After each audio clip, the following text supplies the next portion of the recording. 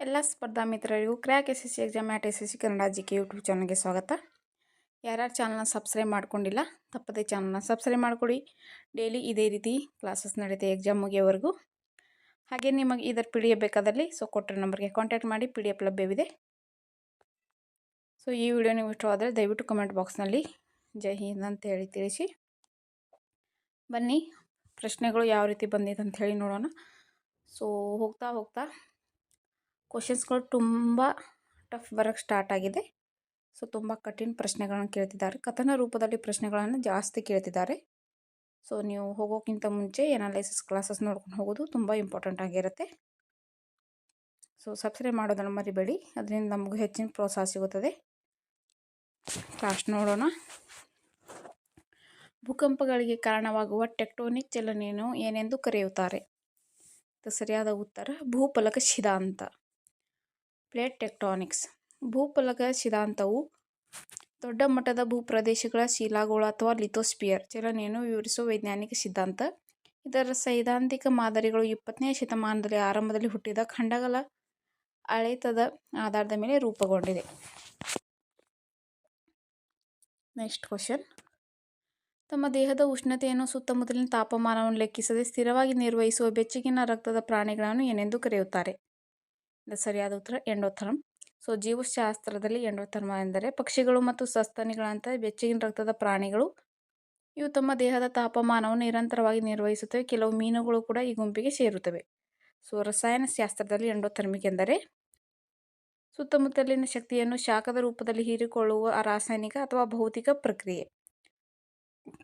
ಉದಾಹರಣೆಗೆ ಐಸ್ ಕರಗುವುದು ಅಥವಾ ammonium nitrate ಅನ್ನು ನೀರಿನಲ್ಲಿ ಕರಗಿಸುವುದು. Next question. 2025ರ ಭಾರತದ ರಾಷ್ಟ್ರೀಯ ಮಾನವ ಹಕ್ಕುಗಳ ಆಯೋಗದ ಪ್ರಸ್ತುತ ಅಧ್ಯಕ್ಷರು ಯಾರು? ಇದು ಸರಿಯಾದ ಉತ್ತರ ನ್ಯಾಯಮೂರ್ತಿ ವಿ ರಾಮಸುಬ್ರಮಣಿಯನ್. ಅವರು ಡಿಸೆಂಬರ್ 23, 2024ರಂದು ಈ ಹುದ್ದೆಯನ್ನು ವಹಿಸಿಕೊಂಡರು. ಸುಪ್ರೀಂ ಕೋರ್ಟಿನ ಮಾಜಿ ನ್ಯಾಯಮೂರ್ತಿ ವಿ ರಾಮಸುಬ್ರಮಣಿಯನ್ ಅವರು ರಾಷ್ಟ್ರೀಯ ಮಾನವ ಹಕ್ಕುಗಳ ಆಯೋಗದ ನೂತನ ಅಧ್ಯಕ್ಷರನ್ನು ರಾಷ್ಟ್ರಪತಿ ದ್ರೌಪದಿ ಮುರ್ಮು ಅವರು ನೇಮಿಸಿದ್ದಾರೆ. ಭಾರತದ ರಾಷ್ಟ್ರೀಯ ಮಾನವ ಹಕ್ಕುಗಳ ಆಯೋಗ ಎಂದು ಸೆಪ್ಟೆಂಬರ್ 28, 1993ರ ಮಾನವ ಹಕ್ಕುಗಳ ಸಂರಕ್ಷಣಾ ಸುಗ್ರೀವಾಜ್ಞೆ ಅಡಿಯಲ್ಲಿ ಅಕ್ಟೋಬರ್ 12, 1993ರಂದು ರಚಿಸಲಾದ ಶಾಸನಬದ್ಧ ಸಂಸ್ಥೆಯಾಗಿದೆ. ಇದಕ್ಕೆ ಮಾನವ ಹಕ್ಕುಗಳ ಸಂರಕ್ಷಣಾ ಕಾಯ್ದೆ 1993 ಇಂದ ಶಾಸನಬದ್ಧ ಆಧಾರವನ್ನು ನೀಡಲಾಗಿದೆ. Next question. ಕೆಳಗಿನವುಗಳಲ್ಲಿ ಯಾವುದು ನಗದು ಬಲೆ ಅಂದರೆ ಲಿಕ್ವಿಡಿಟಿ ಟ್ರ್ಯಾಪ್ ಅನ್ನು ಉತ್ತಮವಾಗಿ ವಿವರಿಸುತ್ತದೆ? ಇದಕ್ಕೆ ಉತ್ತರ ನೋಡಿ. ನೀವು ಆಪ್ಷನ್ ಪ್ರಕಾರ ಆನ್ಸರ್ ಮಾಡಬೇಕಾಗತ್ತೆ. ನಗದು ಬಲೆ ಅಂದರೆ ಲಿಕ್ವಿಡಿಟಿ ಟ್ರ್ಯಾಪ್ ಎನ್ನುವುದು ಆರ್ಥಿಕ ಪರಿಸ್ಥಿತಿಯಾಗಿದ್ದು ಅಲ್ಲಿ ಬಡ್ಡಿಗಳ ದರಗಳು ಈಗಾಗಲೇ ಅತ್ಯಂತ ಕಡಿಮೆ ಮಟ್ಟದಲ್ಲಿ ಇರುತ್ತೆ, ಅಂದರೆ ಶೂನ್ಯಕ್ಕೆ ಹತ್ತಿರ, ಮತ್ತು ಕೇಂದ್ರ ಬ್ಯಾಂಕ್ ಹಣದ ಪೂರೈಕೆಯನ್ನು ಹೆಚ್ಚಿಸಿದರೂ ಅಥವಾ ಬಡ್ಡಿ ದರಗಳನ್ನು ಮತ್ತಷ್ಟು ಕಡಿಮೆ ಮಾಡಲು ಪ್ರಯತ್ನಿಸಿದರೂ ಸಹ ಜನರು ತಮ್ಮ ವ್ಯವಹಾರಗಳ ಹಣವನ್ನು ಖರ್ಚು ಮಾಡುವ ಬದಲು ಅಥವಾ ಹೂಡಿಕೆ ಮಾಡುವ ಬದಲು ನಗದು ಅಥವಾ ದ್ರವ ಆಸ್ತಿಗಳ ರೂಪದಲ್ಲಿ ಸಂಗ್ರಹಿಸಿಡಲು ಬಯಸುತ್ತಾರೆ. ಜಪಾನ್ನಲ್ಲಿ 1990ರ ದಶಕದ ನಂತರದ ಆರ್ಥಿಕ ಪರಿಸ್ಥಿತಿಯು ಇದಕ್ಕೆ ಪ್ರಮುಖ ನೈಜ ಪ್ರಪಂಚದ ಉದಾಹರಣೆಯಾಗಿದೆ. Next question. ಕಥನ ರೂಪದಲ್ಲಿ ಪ್ರಶ್ನೆ. ಆಪ್ಷನ್ ಎ ದಕ್ಷಿಣ ಏಷ್ಯಾದ ಪ್ರಾಥಮಿಕ ಆರ್ಥಿಕ ಸಹಕಾರ ವೇದಿಕೆಯಾಗಿದೆ. ಸಾರ್ಕ್ ಅನ್ನು ಬಿಮ್ಸ್ಟೆಕ್ ಬದಲಾಯಿಸಿದೆ. ಆಪ್ಷನ್ ಬಿ ಸದಸ್ಯರಲ್ಲಿ ಪ್ರಾದೇಶಿಕ ನಾಯಕತ್ವ ಕೊರತೆಯಿಂದಾಗಿ ಸಾರ್ಕ್ ವಿಫಲವಾಗಿದೆ. ಇದರಲ್ಲಿ ಯಾವ ಸರಿಯಾಗಿದೆ ಅಂತ ಹೇಳಿದ್ದು? ಉತ್ತರ ಎ ಮತ್ತು ಬಿ ಎರಡೂ ಸರಿಯಾಗಿದೆ, ಆದರೆ ಬಿ ಏನ ಸ್ಪಷ್ಟೀಕರಣ ತೋರಿಸುತ್ತಿಲ್ಲ. ಸಾರ್ಕ್ ಇದು ದಕ್ಷಿಣ ಏಷ್ಯಾದ ಪ್ರಾದೇಶಿಕ ಸಹಕಾರ ಸಂಘಟನೆ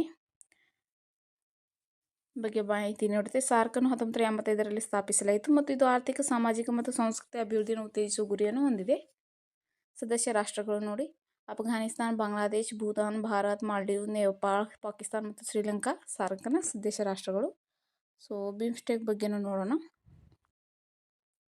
ಬಿಮ್ಸ್ಟೆಕ್ ಫುಲ್ ಫಾರ್ಮ್ ನೆನಪಿಟ್ಕೊಳ್ಳಿ, ಫುಲ್ ಫಾರ್ಮ್ ಕೂಡ ಕೇಳ್ತಾರೆ. ಸ್ಥಾಪನೆ 1997 ಜೂನ್ 6ರಂದು ಬ್ಯಾಂಕಾಕ್ ಘೋಷಣೆ ಮೂಲಕ ಸ್ಥಾಪಿಸಲಾಯಿತು. ಸದಸ್ಯ ರಾಷ್ಟ್ರಗಳು ಬಾಂಗ್ಲಾದೇಶ್, ಭೂತಾನ್, ಭಾರತ್, ಮ್ಯಾನ್ಮಾರ್, ನೇಪಾಳ, ಶ್ರೀಲಂಕಾ ಮತ್ತು ಥೈಲ್ಯಾಂಡ್. ಪ್ರಧಾನ ಕಚೇರಿ ಢಾಕಾ, ಬಾಂಗ್ಲಾದೇಶ್. ಸಹಕಾರದ ಶೀಘ್ರ ಸಂಘಟನೆಯು 14 ಆದ್ಯತೆಯ ಕ್ಷೇತ್ರಗಳಲ್ಲಿ ಕಾರ್ಯನಿರ್ವಹಿಸುತ್ತದೆ. Next question. ಬ್ರಿಕ್ಸ್ ಸಹಕಾರದ ಪ್ರಮುಖ ರಚನಾತ್ಮಕ ಗಮನ ಎಷ್ಟು ಕ್ಷೇತ್ರಗಳಲ್ಲಿ ವಿವರಿಸುತ್ತದೆ? ಸರಿಯಾದ ಉತ್ತರ ಬ್ರಿಕ್ಸ್ ಸಹಕಾರದ ಪ್ರಮುಖ ರಚನಾತ್ಮಕ ಗಮನ ಕ್ಷೇತ್ರಗಳು ರಾಜಕೀಯ ಮತ್ತು ಭದ್ರತೆ, ಆರ್ಥಿಕ ಮತ್ತು ಹಣಕಾಸು, ಹಾಗೂ ಸಾಂಸ್ಕೃತಿಕ ಮತ್ತು ಜನರ ನಡುವಿನ ವಿನಿಮಯ ಎಂಬ 3 ಮುಖ್ಯ ಸ್ತಂಭಗಳನ್ನು ಒಳಗೊಂಡಿದೆ. ಬ್ರಿಕ್ಸ್ ಎಂಬುದು ಮೂಲತಃ ಬ್ರೆಜಿಲ್, ರಷ್ಯಾ, ಭಾರತ ಮತ್ತು ಚೀನಾ ಎಂಬ ಮೊದಲ 4 ದೇಶಗಳ ಮೊದಲ ಅಕ್ಷರಗಳಿಂದ ರೂಪುಗೊಂಡಿತು. ನಂತರ ದಕ್ಷಿಣ ಆಫ್ರಿಕಾ ಸೇರ್ಪಡೆಯಾದಾಗ ಎಸ್ ಅಕ್ಷರವನ್ನು ಸೇರಿಸಲಾಯಿತು. 2024 ಮತ್ತು 2025ರಲ್ಲಿ Egypt, Ethiopia, Indonesia, Iran, Saudi Arabia ಮತ್ತು ಯುನೈಟೆಡ್ ಅರಬ್ ಎಮಿರೇಟ್ಸ್ ಸೇರ್ಪಡೆಯಾದಾಗ ಗುಂಪು ವಿಸ್ತರಿಸಿತು. ನೆಕ್ಸ್ಟ್ ಕ್ವಶನ್, ಮಹಿಳಾ ಕಿಸಾನ್ ಸಶಕ್ತೀಕರಣ ಪರಿಯೋಜನಾ ಭಾರತ ಸರ್ಕಾರವು ರಾಷ್ಟ್ರೀಯ ಜೀವನೋಪಾಯ ಗ್ರಾಮೀಣ ಮಿಷನ್ ಯ ಉಪ ಘಟಕವಾಗಿದೆ. ಇದರ ಮುಖ್ಯ ಉದ್ದೇಶವೇನು? ಸರಿಯಾದದು ಕೃಷಿ ಕ್ಷೇತ್ರದಲ್ಲಿ ಮಹಿಳೆಯನ್ನು ಸಬಲೀಕರಣಗೊಳಿಸಲು ಮತ್ತು ಅವರ ಜೀವನೋಪಾಯವನ್ನು ಸುಧಾರಿಸಲು ಇದನ್ನು ಪ್ರಾರಂಭಿಸಲಾಗಿದೆ. ಇದು ಮಹಿಳಾ ಸ್ವಸಹಾಯ ಗುಂಪುಗಳಿಗೆ ತರಬೇತಿ ನೀಡುತ್ತದೆ, ಸುಸ್ಥಿರ ಕೃಷಿ ಪದ್ಧತಿಗಳನ್ನು ಉತ್ತೇಜಿಸುತ್ತದೆ ಮತ್ತು ಕೃಷಿ ಸಂಬಂಧಿತ ಚಟುವಟಿಕೆಗಳ ಮಹಿಳೆಯರ ಭಾಗವಹಿಸುವಿಕೆಯನ್ನು ಹೆಚ್ಚಿಸುತ್ತದೆ. ಒಟ್ಟಿನಲ್ಲಿ ಸಬಲೀಕರಣ, ಸುಸ್ಥಿರ ಜೀವನೋಪಾಯ, ಸಾಮರ್ಥ್ಯ ವೃದ್ಧಿ, ಸಂಸ್ಥೆಗಳ ರಚನೆ ಮಹಿಳೆಯರಿಗಾಗಿ. ನೆಕ್ಸ್ಟ್ ಕ್ವಶನ್, ಚಬಹಾರ್ ಬಂದರು ಭಾರತಕ್ಕೆ ಹೇಗೆ ಕಾರ್ಯತಂತ್ರವಾಗಿ ಸಹಾಯ ಮಾಡುತ್ತದೆ? ಸೊ ಇದಕ್ಕೆ ಸರಿಯಾದ ಉತ್ತರ, ಅಫ್ಘಾನಿಸ್ತಾನ ಮತ್ತು ಮಧ್ಯ ಏಷ್ಯಾಗೆ ಪ್ರವೇಶಕ್ಕಾಗಿ ಭಾರತ ಪಾಕಿಸ್ತಾನವನ್ನು ಅವಲಂಬಿಸಿಲ್ಲ. ಈ ಬಂದರು ಪಾಕಿಸ್ತಾನದಲ್ಲಿ ಚಿನ್ನ ನಿರ್ವಹಿಸುವ ಗ್ವಾದರ್ ಬಂದರಿನಿಂದ ಕೇವಲ 170 ಕಿಲೋಮೀಟರ್ ದೂರದಲ್ಲಿದೆ. ಆದ್ದರಿಂದ ಈ ಬಂದರು ಭಾರತೀಯ ನೌಕಾಪಡೆ ಮತ್ತು ರಕ್ಷಣಾ ಸ್ಥಾಪನೆಗೆ ಕಾರ್ಯತಂತ್ರದ ಮಹತ್ವವಾಗಿದೆ. ಇದು ಸಂಪರ್ಕ, ಇಂಧನ ಪೂರೈಕೆ ಮತ್ತು ವ್ಯಾಪಾರವನ್ನು ಹೆಚ್ಚಿಸುತ್ತದೆ. ಚಾಬಹಾರ್ ಬಂದರು ಇರಾನ್ನ ಆಗ್ನೇಯ ಭಾಗದಲ್ಲಿರುವ ಸಿಸ್ತಾನ್ ಮತ್ತು ಬಲೂಚಿಸ್ತಾನ್ ಪ್ರಾಂತ್ಯದಲ್ಲಿ ಓಮನ್ ಕೊಲ್ಲಿಯ ತೀರದಲ್ಲಿದೆ. ನೆಕ್ಸ್ಟ್ ಕ್ವಶನ್, ಆರ್ಥಿಕ ಅಭಿವೃದ್ಧಿಗಿಂತ ಸಂತೋಷಕ್ಕೆ ಆದ್ಯತೆ ನೀಡುವ ಪರಿಕಲ್ಪನೆ ಪರಿಚಯಿಸಿದ ಮೊದಲ ದೇಶ ಯಾವುದು? ಸರಿಯಾದ ಉತ್ತರ ಭೂತಾನ್. ರಾಷ್ಟ್ರೀಯ ಗ್ರಾಮೀಣ ಜೀವನೋಪಾಯ ಮಿಷನ್ ನ ಮುಖ್ಯ ಉದ್ದೇಶ ಏನಾಗಿದೆ? ಸೊ ಇದು ಸರಿಯಾದ ಉತ್ತರ, ಗ್ರಾಮೀಣ ಬಡವರಲ್ಲಿ ಸ್ವಯಂ ಉದ್ಯೋಗವನ್ನು ಉತ್ತೇಜಿಸುವುದು ಮತ್ತು ಅವರನ್ನು ಸ್ವಸಹಾಯ ಗುಂಪುಗಳಾಗಿ ಸಂಘಟಿಸುವುದು. ಇದರ ಇನ್ನೊಂದು ಹೆಸರು ನೋಡಿ, ಇದು ಈಗ ದೀನ್ ದಯಾಳ್ ಅಂತ್ಯೋದಯ ಯೋಜನೆ ರಾಷ್ಟ್ರೀಯ ಗ್ರಾಮೀಣ ಜೀವನೋಪಾಯ ಮಿಷನ್ ಎಂದು ಮರುನಾಮಕರಣಗೊಂಡಿದೆ. ರಾಷ್ಟ್ರೀಯ ಗ್ರಾಮೀಣ ಜೀವನೋಪಾಯ ಮಿಷನ್ ಭಾರತ ಸರ್ಕಾರದ ಒಂದು ಶಾಖೆಯಾದ ಗ್ರಾಮೀಣಾಭಿವೃದ್ಧಿ ಸಚಿವಾಲಯ ಜಾರಿಗೊಳಿಸಿದ ಬಡತನ ನಿರ್ಮೂಲನಾ ಯೋಜನೆಯಾಗಿದೆ. ಈ ಯೋಜನೆಯು ಸ್ವ ಉದ್ಯೋಗ ಮತ್ತು ಗ್ರಾಮೀಣ ಬಡವರ ಸಂಘಟನೆಯನ್ನು ಉತ್ತೇಜಿಸುತ್ತದೆ. ನೆಕ್ಸ್ಟ್ ಕ್ವಶನ್, ಭಾರತದ ಯಾವ ಹಬ್ಬ ಭಗವಾನ್ ರಾಮನ 14 ವರ್ಷದ ಕಠಿಣ ವನವಾಸ ಮುಗಿಸಿ ಅಯೋಧ್ಯೆಗೆ ಮರಳಿದ ಸಮಯದಲ್ಲಿ ಆಚರಿಸಲಾಗುತ್ತದೆ? ಸರಿಯಾದ ಉತ್ತರ ದೀಪಾವಳಿ ಹಬ್ಬ. ಈ ಹಬ್ಬವು ಸಾಮಾನ್ಯವಾಗಿ ನವೆಂಬರ್ ಅಥವಾ ಅಕ್ಟೋಬರ್ ತಿಂಗಳಲ್ಲಿ ಬರುತ್ತದೆ ಮತ್ತು ಶ್ರೀರಾಮನು 14 ವರ್ಷಗಳ ವನವಾಸದಿಂದ ಹಿಂದಿರುಗಿ ದಿನವನ್ನು ಗುರುತಿಸಲು ಆಚರಿಸಲಾಗುತ್ತದೆ. ದೇಶದ ಅನೇಕ ಭಾಗಗಳಲ್ಲಿ ಈ ಹಬ್ಬವನ್ನು ಸತತ 5 ದಿನಗಳ ಕಾಲ ಆಚರಿಸಲಾಗುತ್ತದೆ. ಸೊ ಕ್ಲಾಸಸ್ ಫಾಸ್ಟ್ ನಡೆಯುತ್ತೆ. The god of small things ಪುಸ್ತಕ ಬರೆದವರು ಯಾರು? ಇದಕ್ಕೆ ಸರಿಯಾದ ಉತ್ತರ ಅರುಂಧತಿ ರಾಯ್. ಸೊ ಅರುಂಧತಿ ರಾಯ್ ಅವರಿಗೆ the god of small things ಪುಸ್ತಕಕ್ಕೆ 1997ರಲ್ಲಿ ಬುಕರ್ ಪ್ರಶಸ್ತಿಯನ್ನು ನೀಡಲಾಯಿತು. ನೆಕ್ಸ್ಟ್ ಕ್ವಶನ್, ಗೋಥಿಕ್ ವಾಸ್ತುಶಿಲ್ಪವನ್ನು ಯಾವ ಖಂಡದಲ್ಲಿ ಹುಟ್ಟುಹಾಕಿತು ಅಥವಾ ಹುಟ್ಟಿಕೊಂಡಿತು?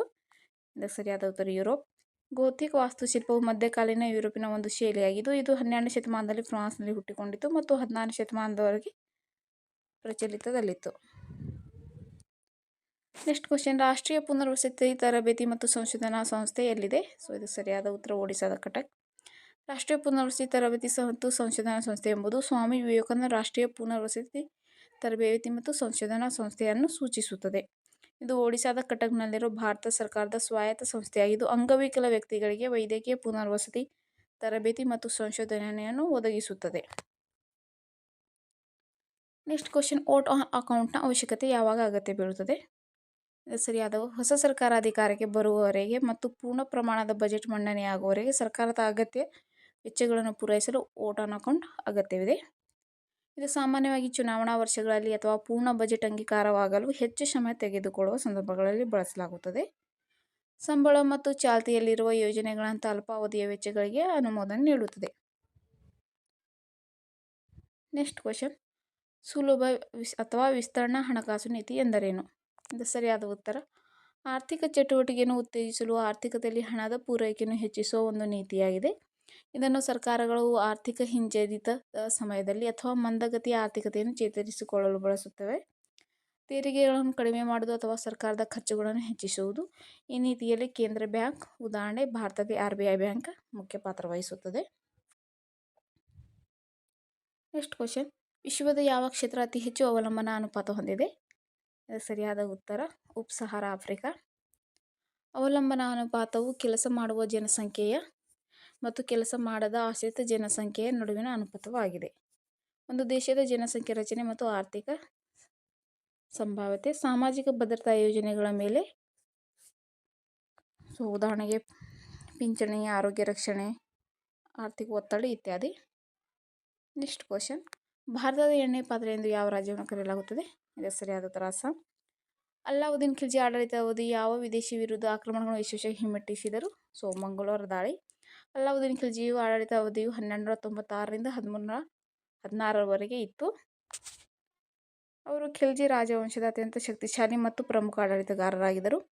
1296ರಲ್ಲಿ ಜಲಾಲುದ್ದೀನ್ ಖಿಲ್ಜಿಯನ್ನು ಕೊಂದು ಸಿಂಹಾಸನವನ್ನು ಏರಿದರು. ತಮ್ಮ 20 ವರ್ಷಗಳ ಆಡಳಿತದಲ್ಲಿ ಅವರು 12 ಬಾರಿ ಮಂಗೋಲರ ಆಕ್ರಮಣಗಳನ್ನು ಯಶಸ್ವಿಯಾಗಿ ಹಿಮ್ಮೆಟ್ಟಿಸಿದರು. ಅಲ್ಲಾವುದ್ದೀನ್ ಖಿಲ್ಜಿ ಜನವರಿ 1316ರಲ್ಲಿ ನಿಧನರಾದರು.